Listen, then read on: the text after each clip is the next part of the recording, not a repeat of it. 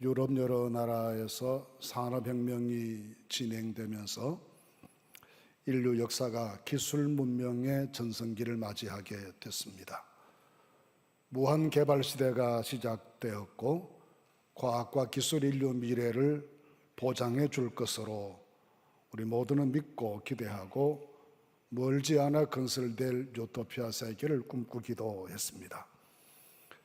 그러나 최근 건세기에 들어와서 지구촌 이상기후 현상이 급속하게 악화되면서 과학과 기술이 과연 우리의 미래를 책임질 수 있는 것인가에 대한 강한 회의가 생겨나게 되었고 우리 모두에게 두려운 생각이 팽배하게 됐습니다. 현대판 바벨탑의 부작용 앞에 인류 사회가 적잖게 당황하고 있는 모습이 지금 우리 모두의 모습입니다. 과학과 함께 신뢰했던 것은 민주적인 정치 체제였습니다. 19세기 영국의 정치인이었고 또 역사학자였던 존 델버그 액터는 절대 권력은 절대 부패한다라는 유명한 말을 남겼습니다. 그는 역사에서 강한 권력일수록 더 빨리 부패하고 몰락하더라는 것을 증명해 보이면서 비단 정치 권력만이 아니라 종교 권력들도 예외가 아니었다라고 말했습니다. 사도들은 은과 금이 내게 없다라고 말했던 것처럼 철저하게 가난한 일생을 살았지만 청렴했고 오히려 그것 때문에 굉장히 강력한 지도자들이 됐습니다. 그런 은과 금과 권력이 지나치게 많았던 중세교회는 힘의 남용과 부패를 피할 수가 없었습니다. 역사에서 힘을 자랑하던 모든 권력들이 부패의 유혹을 견디지 못했던 것을 우리도 많이 경험해 보았습니다. 견제와 통제 장치가 사라진 권력은 브레이크가 파열된 기관차처럼 너무나 위험하다는 것을 과거도 현재도 우리에게 역설해 보입니다. 현재 진행 중인 미국과 중국과 러시아 등의 권력자들이 보이는 행태가 단기적으로는 자국의 이익에 크게 기여할 수 있겠지만 길게 보면 인류 사회 전체에 얼마나 심각한 위기를 가져올지 상상만 해도 두려운 마음이 생깁니다. 그럼에도 힘을 가질수록 변질되어가는 사람의 속성은 언제나 우리에게 인간 세계란 신뢰할 수 있는 존재가 없다는 것을 보여줍니다. 그렇기 때문에 이사야 2장 22절 말씀에서는 너희는 인생을 의지하지 말라. 그의 호흡은 코에 있나니 새말 가치가 어디 있느냐라고 우리를 깨우쳐 줍니다. 세상이 위기를 당할 때마다 해결책으로 등장했던 사상과 문명이 오히려 더 큰 위기를 초래해왔던 일들이 반복되면서 우리는 무엇이 진정한 희망이며 무엇이 절대 가치인지에 대하여 심각한 반성을 하게 됩니다. 이런 신뢰 체계가 붕괴된 어려운 시대에는 다시 우리가 신앙의 근본을 확립하고 우리의 시선을 하나님께 집중할 수 있어야 합니다. 시편 102편 26절 말씀에서 천지는 없어지려니와 주는 영존하시겠고 그것들은 다 옷같이 날거리니 의복같이 바꾸시면 바뀌려니와 주는 한결같으시고 주의 연대는 무궁하다 했습니다. 오직 하나님만 영원하시며 하나님만 변함도 없고 흔들리지도 않으시는 우리의 진정한 절대자가 되신다는 사실을 일마다 때마다 그들은 확인하며 신앙의 끈을 부여잡고 살았습니다. 이런 차원에서 오늘은 이 믿음의 본질에 대하여 믿음의 조상으로 불리우는 아브라함의 고백을 함께 생각해 보도록 하겠습니다. 아브라함의 본명은 존귀한 아버지라는 뜻을 지닌 아브람이었습니다. 후에 99세가 되었을 때 하나님께서 그를 열국의 아버지라는 의미의 아브라함으로 개명시켜 주셔서 아브라함으로 우리가 부르게 됩니다. 그는 75세 때 가나안으로 이주해 갔지만 그 땅에서 삶이 쉽지 않았고 어려움이 가중되었습니다. 그 위기가 절정에 이르렀을 때쯤 주신 말씀이 오늘 본문 말씀입니다. 오늘 읽은 말씀 핵심 구절은 6절 말씀인 아브라함이 여호와를 믿으니 여호와께서 그의 의로 여기셨다라는 이 구절입니다. 그가 하나님을 믿었고 그 때문에 하나님께서 그를 의롭다고 인정하셨다는 이 말씀 속에서 우리는 믿음이 무엇인가를 생각해 볼 수가 있겠습니다. 믿음이 무엇인지를 함께 점검해 보십시다. 먼저 믿음이란 세상을 두려워하지 않는 것입니다. 이 창세기 15장 아브라함이 처했던 상황은 14장 말씀이 역사적인 배경입니다. 그래서 이후에라는 구절로 15장이 시작됩니다. 14장 사건 이후에 이어지는 사건이 15장 말씀이라는 의미입니다. 14장의 역사는 소돔 지역을 비롯한 사해 인근 지역을 북쪽의 여러 부족들이 동맹을 맺어 공격해 왔고 그 와중에 아브라함의 조카 롯이 포로로 되어 잡혀갔다는 내용입니다. 이 때문에 아브라함은 자기 집에서 양성한 318명의 군사를 거느리고 추격하여 조카 롯을 구출해 왔습니다. 모든 일이 잘 마무리된 것처럼 보이지만 이 사건은 아브라함에게 자신과 자신의 가족들이 얼마나 위험한 상황에 노출되어 있는지를 냉정하게 깨닫게 만들어 주었습니다. 가나안에 연고도 없이 들어와서 정착하는 과정에 많은 저항과 견제, 시비가 있었습니다. 이제 어느 정도 정착에 성공했고 안정되었다라고 생각했는데 조카 롯이 포로가 되어 끌려간 이 사건을 경험하면서 자기 주변의 사방에 얼마나 삶의 근본을 흔들 수 있는 위험한 요소들이 존재하는지를 인식하게 됐습니다. 이런 상황에 아브라함에게 하나님께서 나타나셔서 말씀하십니다. 1절 말씀에 이후에 여호와의 말씀이 환상 중에 아브라함에게 임하여 이르시되 아브라함아 두려워하지 말라 나는 내 방패요 너의 지극히 큰 상급이다 하셨습니다. 그런 환난 중에 여러 두려움 중에 빠져 있었지만 하나님의 말씀을 듣기 시작합니다. 여호와의 말씀이 누구에게 임했다라는 이 표현은 전형적인 선지자 소명 문구인데 이 말씀을 처음 들은 사람이 바로 아브라함이었습니다. 때문에 아브라함에게 나타나신 하나님은 말씀하시는 하나님이십니다. 말씀하시는 하나님은 살아계신 하나님이십니다. 말씀하시는 하나님은 인격적인 하나님이십니다. 말씀하시는 하나님 우리와 소통하시고 우리와 교제하시는 하나님이십니다. 그 하나님의 첫 번 말씀이 두려워 말라 나는 내 방패가 될 것이고 내가 너의 지극히 큰 상급이 될 것이다 라고 하십니다. 아마 하나님께서는 이 말씀을 아브라함에게 속히 하고 싶었던 것처럼 단도직입적으로 나는 내 방패다 하고 말씀을 시작하십니다. 14장 말씀에서 아브라함은 위험한 전투를 치렀습니다. 그리고 많은 전리품을 소돔 왕에게 양도해 주었습니다.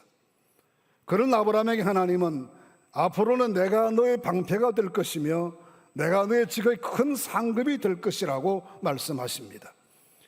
위험한 가나안의 자연 환경으로부터 냉엄하고 호전적인 주변 세력들의 위협으로부터 하나님께서 방패가 되어주시겠다는 말씀입니다. 하나님께서 방패가 되신다는 말씀은 신명기 33장 29절에도 사무엘하 22장 3절 말씀에도 시편 3편 3절 말씀에도 등에 자주 나타나는 보호자 되시는 하나님을 설명할 때 사용하는 용어였습니다. 고향과 친척과 아버지 집을 떠난 아브라함에게 우호적이고 친절한 가나안 현지 세력은 존재하지 않았습니다.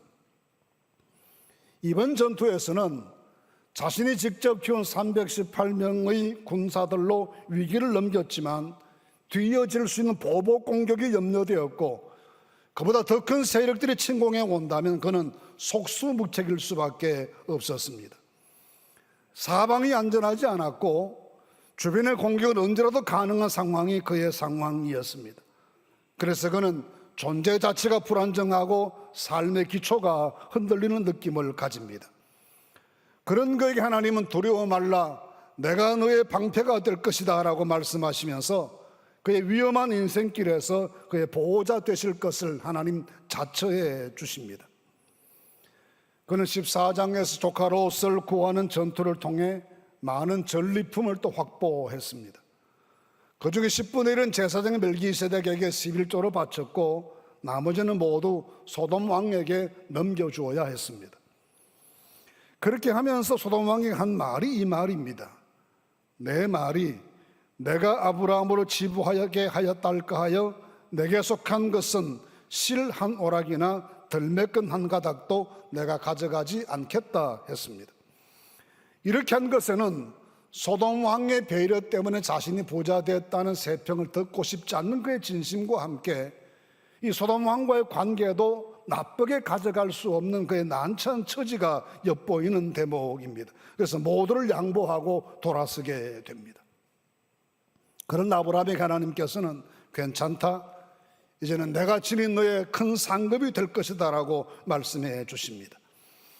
이 부분에서 하나님께서는 아브라함에게 어떤 물질적인 소유를 허락해 주시기 전에 하나님 자신이 그에게 큰 상급이 될 것임을, 하나님 자신을 그에게 선물로 주실 것임을 말씀해 주십니다. 하나님이 상급 되신 것에 대해서 이사야 40장 10절 11절에 이렇게 말씀하십니다. 보라, 주 여호와께서 장차 강한 자로 임하실 것이요 친히 그의 팔로 다스리실 것이라.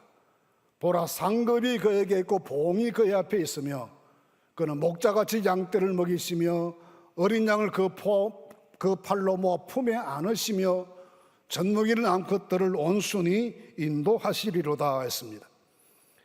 하나님의 상급이란 하나님의 임재하심, 하나님의 인도하심, 하나님 품에 안아주심 등을 의미하고 결국 이 말씀은 하나님께서 나의 하나님이 되어주신다는 거룩한 약속입니다. 어쩌면 비유컨대 이 말씀은 냉수 한 그릇을 주시는 하나님의 은혜이기보다는 생수에 거는데는 큰 우물을 주시는 것과 같은 하나님의 은혜입니다. 사람의 손으로 내게 뭘 도와준다고 하여 얼마나 내게 큰 도움이 되겠습니까? 그러나 하나님의 손으로 주시는 것은 차원이 다른 도움입니다. 그 크신 하나님이 친히 아브라함의 상급이 되실 것이라고 말씀하십니다. 그는 여러 가지로 불안한 상태에 빠져 있습니다. 가나안의 내부 사정도, 주변 여러 부족들의 호전적이고 도전적인 자세도 그에게 유리한 측면은 주어지지 않습니다. 그렇다고 기대고 도움받을 만한 다른 특별한 존재가 주변에 있는 것도 아닙니다. 그때 하나님은 내가 너를 지키는 방패다, 내가 너의 상급이 될 것이다 라고 약속해 주시면서 두려워하지 말라고 말씀하십니다. 두려움이란 인간의 현실 가운데 하나입니다. 존재 자체가 불완전하고 환경 또한 그렇습니다. 날로 경쟁은 극심해지고 언제든지 추락할 가능성이 우리에게 있는 불안정한 삶을 우리 모두가 살아갑니다. 그러나 하나님께서는 나는 너의 방패다, 나를 너에게 상급으로 준다고 말씀하십니다. 그럼 왜 하나님은 이런 약속을 아브라함에게 하시는 것입니까? 그의 충성심이나 헌신이나 그의 인격적인 탁월함에 탄독하셔서 하나님께서 그에게 이런 복을 약속하시는 것입니까? 아니면 전투 능력이 입증된 탁월한 능력의 사람이기에 그가 하나님께 필요하셔서 이 약속을 하시는 것입니까? 아무것도 선행 조건이 되지 않습니다. 단지 조건 없이 그를 사랑하셔서 인도하신 하나님의 사랑의 결과일 뿐이며 은혜의 결정일 뿐입니다. 하나님은 단지 우리를 사랑하심 때문에 내 방패가 되시고 내 상급이 되십니다. 이유도 조건도 없이 나를 사랑하시는 이 은혜를 믿는, 이 믿을 수 없는 하나님의 사랑과 은혜를 받아들이는 것이 우리가 가져야 될 믿음의 자세입니다. 하나님의 은혜는 사람으로서는 설명할 수도 없고 청량할 수도 없고 이해할 수도 없고 이유도 없는 사랑입니다. 이 큰 사랑과 이 은혜를 믿음으로 받아들이는 것, 인정하고 수용하는 것, 이것이 우리에게 요구하시는 믿음입니다. 이 하나님께 주시는 조건 없는 사랑을 받아들일 줄 아는 담대한 믿음의 사람들이 되시기를 간절히 바랍니다. 둘째로 본문에서 나타나는 믿음은 약속을 믿는 것입니다. 아브라함이 처음 등장하는 것은 11장 27절 말씀 셈의 후손인 데라의 족보에서부터 시작됩니다. 거주하고 있었던 하란을 떠나 아내 사레와 조카 롯을 데리고 가나안으로 왔습니다. 창세기 12장 4절에는 아브라함이 여호와의 말씀을 따라갔다라고 기록하고 있습니다. 그래서 도착한 곳이 세겜 땅 모래 상수리 나무 마을이었습니다. 고대 유목민들은 이 상록수였던 상수리 나무를 신성한 나무로 생각했고 그 지역을 성소로 삼는 경우가 많았습니다. 아브라함도 이곳을 성소 삼고 하나님께 예배드렸는데 그때 하나님께서 그에게 나타나셨습니다. 창세기 12장 7절에 말씀하시기를 내가 이 땅을 내 자손에게 주리라 하셨습니다. 그로부터 10년 가까운 세월이 지나서 오늘 본문인 15장 상황이 됐습니다. 하나님은 그에게 환상 중에 나타나셔서 지극히 큰 상급을 줄 것이다 라고 말씀하십니다. 그때 아브라함은 슬그머니 자기 속에 감추어 두었던 섭섭한 이야기를 하나님께 꺼내놓습니다. 하나님이 아무리 무엇을 주신다 한들 제게는 자식이 없습니다. 하나님이 제게 씨를 주지 아니하셨으니 어차피 내 집에서 키운 이 다메섹 사람 출신, 이 다메섹 출신의 종인 엘리에셀이 상속자가 될 것입니다라고 불만 섞인 말을 내놓습니다.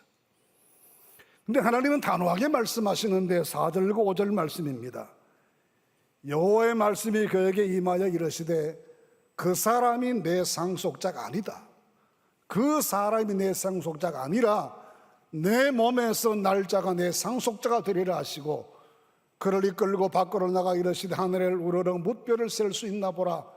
또 그에게 이르시되 내 자손이 이와 같으리라 하셨습니다. 그는 자기 집에서 성장시킨 종 엘리에셀 후계자 삼으려 한다는 계획을 하나님께 말씀드렸지만 하나님은 그의 계획을 책망하시면서 너의 몸에서 날짜가 있는데 그가 상속자가 될 것이라고 말씀하시고 밖으로 나가 하늘을 보이시면서 하늘의 뭇별처럼 자손이 많아지게 될 것이다 라고 말씀하십니다. 저는 시간이 좀 자유롭게 되면 꼭 여행을 가고 보고 싶은 곳이 있습니다. 몽골이나 아프리카에 가서 밤하늘에 가득 찬 별을 보는 것이 제 버킷리스트의 1번입니다. 2019년 탄자니아에서 열린 세계교회 선교 전도회에 참석했을 때 사진에 나온 케냐 친구들이 제게 제안을 했습니다. 손 목사님 오늘 밤에 밀리언 스타 호텔에서 같이 자지 않겠냐 그랬습니다. 4스타 호텔이나 5스타 호텔 말은 들어봤는데 밀리언 스타 호텔이 뭐냐 그랬더니 야외에서 텐트 치고 노숙하면서 하늘의 별을 보고 자는 게 밀리언 스타 호텔이라고 말했습니다. 정말 별들이 하늘 가득히 쏟아내릴 것처럼 많았습니다. 다시 생각해보다 가고 보고 싶은 밀리언 스타 호텔입니다. 그날 밤 느낀 것이 아브라함의 마음이었습니다. 하나님께서 저렇게 하늘 가득한 별을 보여주시면서 이렇게 내 앞으로 자손이 많아질 것이라고 말씀하시는 그 말씀을 들으면서 얼마나 가슴 벅차고 희망으로 부풀어 올랐겠습니까? 별 하나하나가 다 하나님의 축복의 내용이었고 약속의 내용들이었습니다. 어째 생각하면 말도 안 되는 말씀입니다.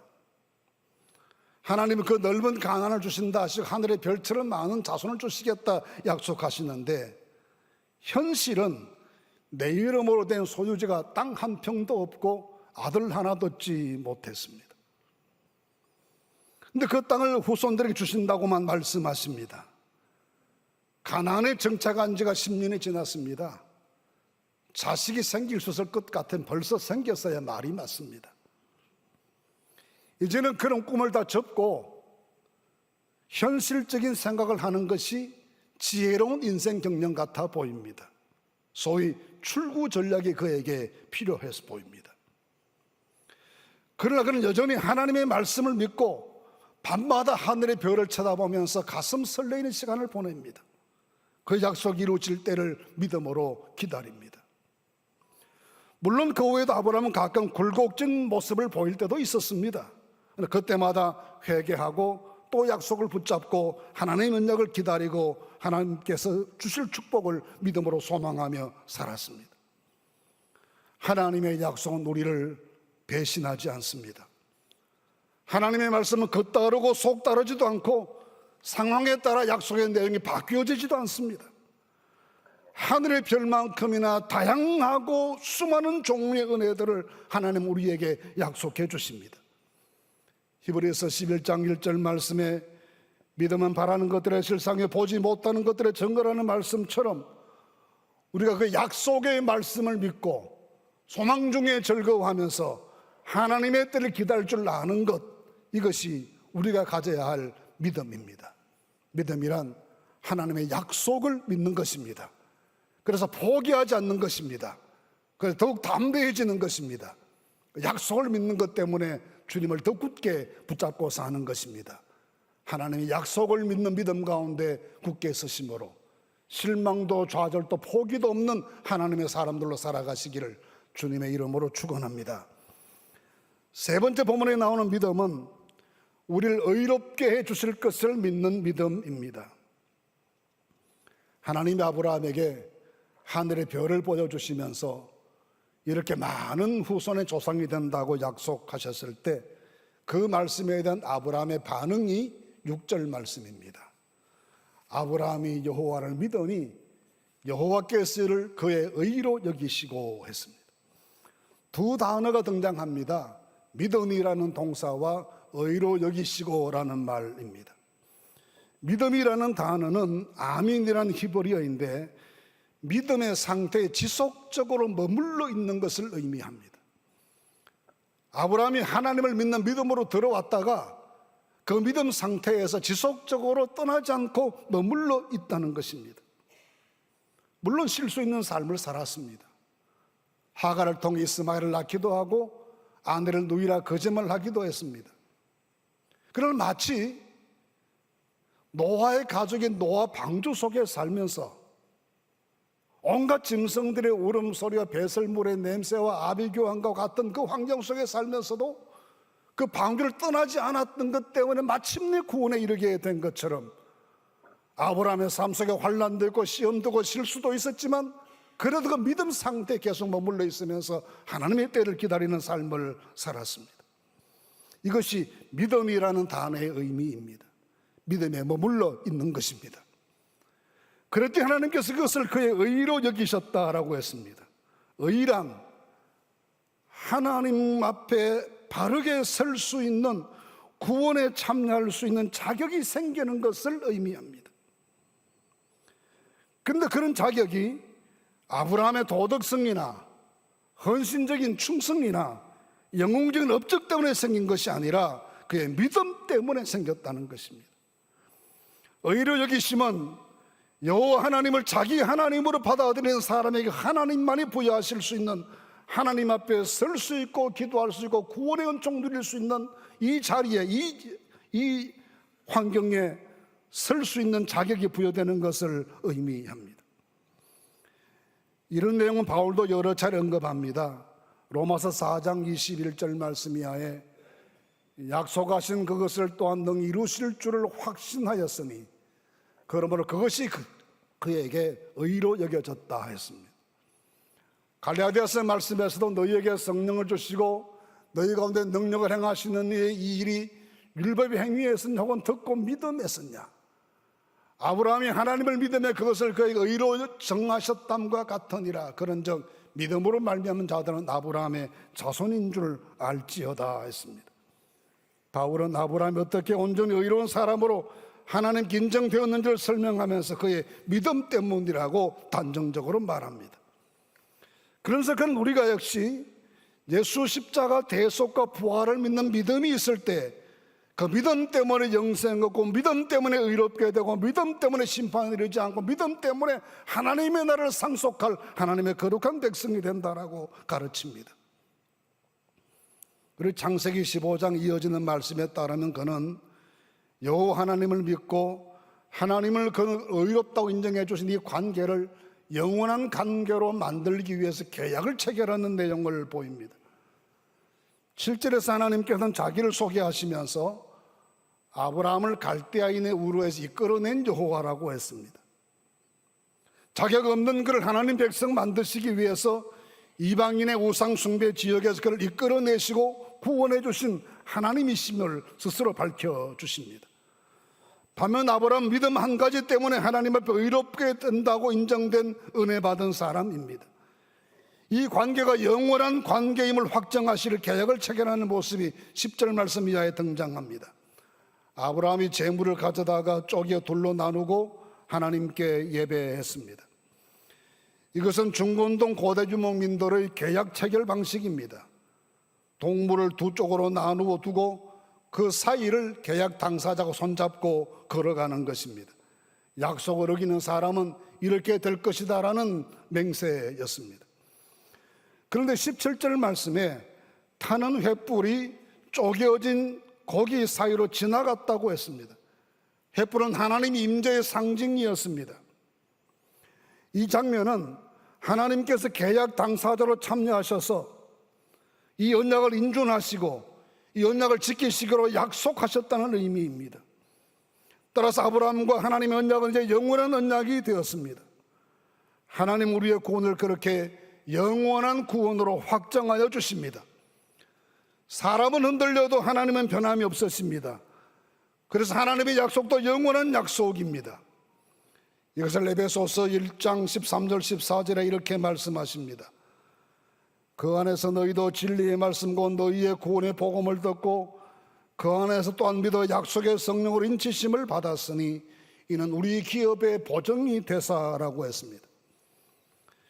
이것을 영어 표현으로 보시면 하나님께서 확정하시고 도장을 찍으시고 거기에 대해 보증서까지 발행하시고 이렇게 주셔서 우리의 구원을 완성된 구원으로 확보해 주셨다는 말씀을 아주 강하게 표현합니다. 우리의 구원은 그렇게 확실하고 영원하다는 사실을 더 이상 강조할 수 없을 만큼의 강한 표현으로 보장하신 이 말씀입니다. 이 온전한 구원의 은총이 오직 믿음 때문에 주어진다는 것을 아브라함의 역사가 우리에게 가르쳐 줍니다.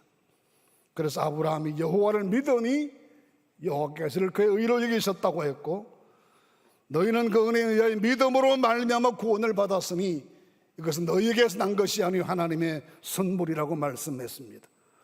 아브라함의 의로우심도 오직 믿음 때문이고 바울의 구원도 오직 믿음 때문이고 우리의 영원한 구원도 오직 믿음 때문입니다. 믿음으로 하나님께 용납되고 믿음으로 용서받고 믿음으로 하나님의 자녀가 되고 믿음으로 구원받게 된 이 사실을 날마다 마음에 확정하고 믿음 붙잡고 살아가신 은혜가 함께 하시게 되기를 간절히 바랍니다. 믿음이란 이 혼란하고 어지러운 세상 속에서 하나님이 임재하셔서 내 보호자 되실 것을 믿고 사는 믿음입니다. 믿음이란 현실화되지 않는 것에 대하여 약속의 말씀대로 될 줄 믿고 소망 중에 살아가는 것이 믿음입니다. 믿음이란 자격 없는 나를 하나님이 받아주셔서 구원받은 하나님의 사람으로 하나님의 나를 상속할 사람으로 허락해 주신 것을 믿는 것이 믿음입니다. 이 믿음 가운데 굳게 서셔서 세상을 이기는 하나님의 사람들로 넉넉히 살아가시게 되기를 주님의 이름으로 축원합니다.